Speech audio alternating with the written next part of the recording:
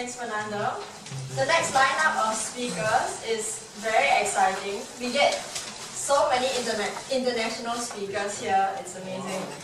Grace Chong has been blessed with the opportunity to travel to more than 40 countries. Wow. She lived and worked in 4 countries: London, Geneva, Kuala Lumpur, and Singapore. Wow. In her career, Grace has been an international tax advisor, watch out, and CFO in the oil and gas industry, and she is also a business advisor and trainer to SMEs. Wow. Grace is the immediate past president of the IT Management Associates, Toastmasters Club, and enjoys being the language evaluator in the Toastmasters circuit. Besides using her left brain for financial matters as a master practitioner of neuro-linguistics programming, Grace uses her right brain for personal transformation. Wow.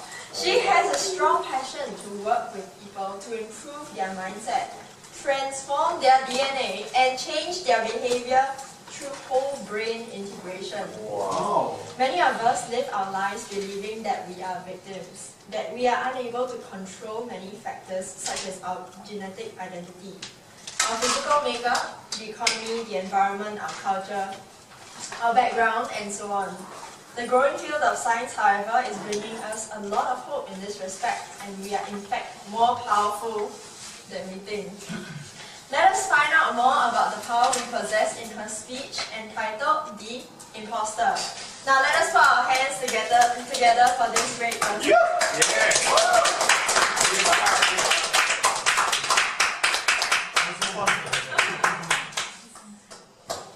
Wow.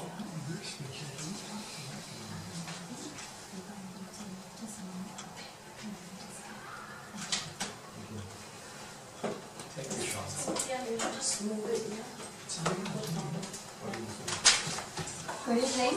Good evening. I'm going to tell you a true story about my friend Kevin, who grew up on a farm in a remote part of the United States. Kevin was a dreamer. All he wanted to do when he was growing up was to be a basketball player. So he taught himself how to play the game by watching the games on television. And he had a secret dream, and that is to play basketball in a college basketball team. Wow. But he didn't tell anyone, because he was self-taught. He's a farm boy. So he didn't want anyone to know his secret dream, just in case they laughed at him, or they scorned at him, or they contemptuously crushed his dream to pieces. Kevin grew up, and he went to college. And he and his friends would hang around a basketball team on a basketball court and play. One day, the coach noticed him. Miraculously, unbelievably, he got recruited into the team. Hooray! Yeah. So Kevin now has a locker in the team's locker room among the elite boys in the college. And he gets to wear the jersey with his name and a number on it. Isn't that a miracle? Wow. And every day Kevin would go to the court and practice his drills and his dunks, and he would be there every day. But he didn't want anybody to notice him. Because after all, he was a farmer boy. He didn't belong. And he told himself, see, he will never be good enough to play among the pros. He was, after all, an imposter. Well, every day he was there playing, and 1 month in, Kevin began to notice pain in his feet. Such agonizing and crippling pain that would cause him to cry every night before he goes to sleep. And that pain was so intense that when the season started, he never had a chance to even run through the tunnel, get onto the court and play the game. All he could do is dream. All he could do was sit on the bench and watch his team play. Well, after a time, Kevin did the thing that he couldn't believe he had to do, and it broke his coach's heart. He quit. He quit. quit playing in that team because he just couldn't take the pain anymore. But he and his friends would still hang around the basketball court because they loved to play the game. And one day, as he was playing, as he jumped up and midway up into the air as he was about to dunk that ball, something struck him. This 6'6" tall of a man crumpled to the ground, sobbing. He was sobbing. His friends rushed to him and said, "Kevin, what's wrong with you? What's up?" And all he could do was wail and scream and say, "Where's the pain? Where's the pain that crippled me, wrecked my dream, crushed my life? Where is it?"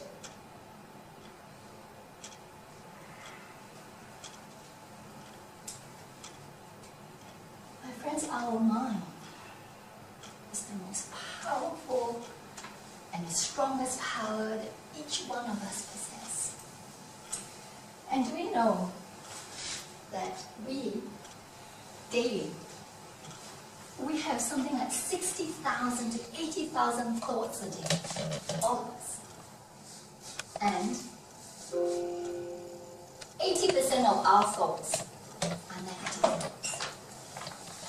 And on top of that, 95% of our thoughts are thoughts we had yesterday. Isn't that brilliant? And this is true, and science is telling us this. And we have something like 75 to 100 trillion cells in our body, and every thought we have hits every cell in our body. Every cell. If you take out one cell, it is whole. It can survive on its own, but every thought hits every cell in our body. And so, my friend Kevin, he was hammering those cells every day with those negative thoughts that I'm not good enough, that I don't belong, that I'm an imposter. How many of us can identify with these messages? How many of us tell ourselves these messages? If not every day, maybe a lot of the time. And just imagine us hammering ourselves and hammering ourselves. And you know that when we have such thoughts, it goes into our brain, it goes into our central nervous system, and it goes into our body. And for my friend Kevin, it has to manifest, and it manifested in those pain in his feet. Why? Because he said, "I don't belong," and said, "Hey, your body says, I'll help you. I'll give you pain so that you can get out of the team." And voila, he was out. And he didn't have to play in that team anymore. He didn't have to be an imposter anymore. And when he was out, you don't need the pain anymore. You got out of the team. And that's what our body does to us. So, I've been studying really the works of Dr. Joe Dispenza, a neuroscientist, and also Dr. Bruce Lipton, a biologist, and they're both university professors. And they tell us, they really have good news for us, that our genes and our DNA does not affect our destiny. So if you think that you are who your DNA blueprint is, I've got news for you.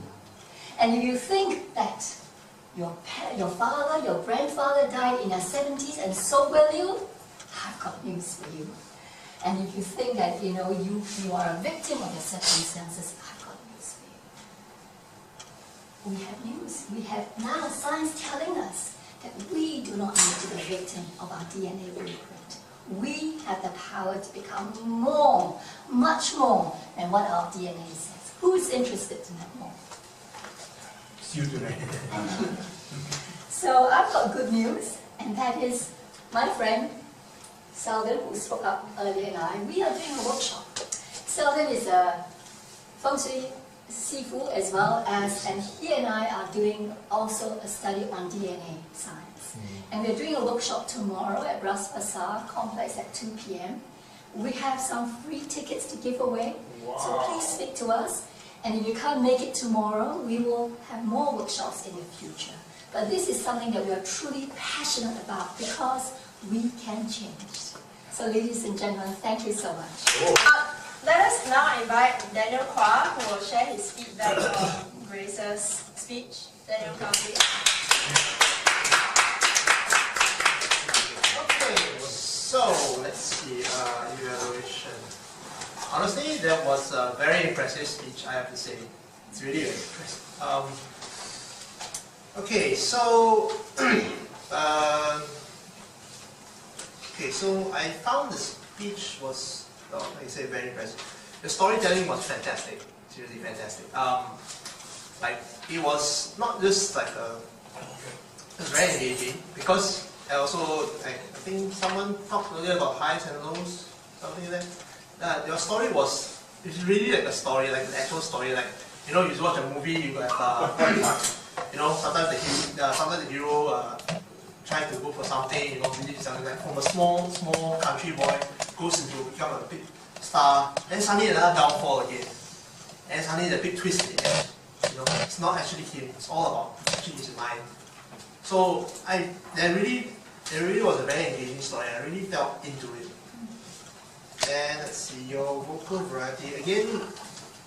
Really, this is the storytelling. During the story, you were really like going high, going low. You know, and you were really like the way you talked about when he was screaming and everything. You really felt like he was in pain.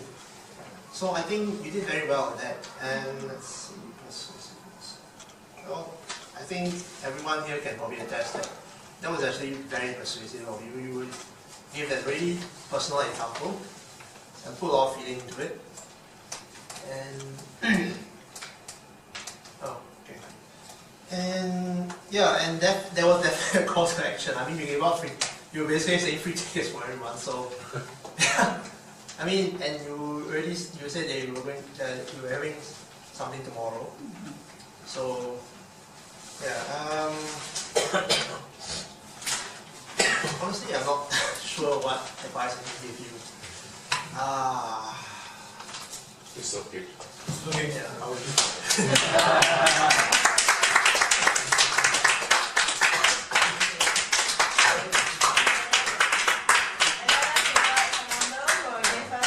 Advice from Okay.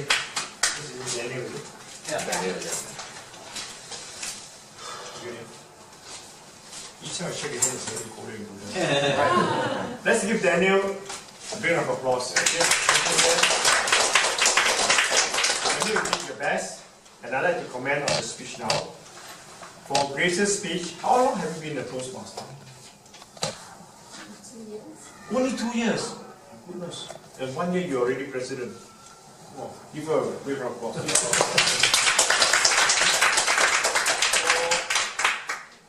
Your speech delivery, that was absolutely as good as Angela's.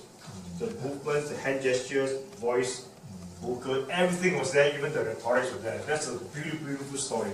There's no doubt about it, right? Now, I think you will need some areas of improvement. I don't know the waste much of it. You started the story, you said this is a true story. Now, when you use the word true, everybody will pay attention because it's true. Some stories may not be true. So when you use the word true, everybody will say, what is that, right? So that was a very credible way to start. The other thing is, I felt that the story may be too long. You can concise it. Just cut half of the time because you need to do the selling of your seminar, right? That part was very little time already. So you can concise the story to shorter and then give the message. Use the story as a supporting point for your seminar. That's what you're going to do. For the PowerPoint, now we talk about PowerPoint. The PowerPoint, you do the figures, all the figures there. You have no supporting source. Where do all these sources come from? See, whenever you give a something on stage, you must give the source and where you get this from and what's the date of this source. Because statistics may change over time, so do that one. The other one is when you have the two men on the picture. On the right side, very clear, but below the two men's name, the font is very light, small. You cannot really see what is there, right? And for the selling of the seminar, the whole page, you will see that there are many words on the screen. If you can just cut one part which is important, the date, the time, and what you will learn from there, then it should be enough. You don't have to put everything there because nobody has the time to read exactly what you're going to sell. Alright? Just get to the point. The seminar here, free tickets for you. How many of you want? Please raise your hand. You ask them to raise your hand. Anybody want the ticket? Right? Ask them. Even better, you show the tickets. We have this tickets here for you. Anybody wants it is free, and then you can see people who come up to get the ticket. You know, the selling part was a little bit weak. But on the whole, you did a very good job. I think, yeah. Are you convinced? Yeah. Anyone bring to the seminar tomorrow? Tomorrow cannot, another time. Okay. Tomorrow got Chinese New Year low eh? Okay. Alright.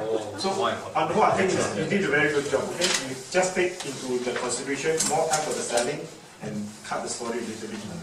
Okay, thank you.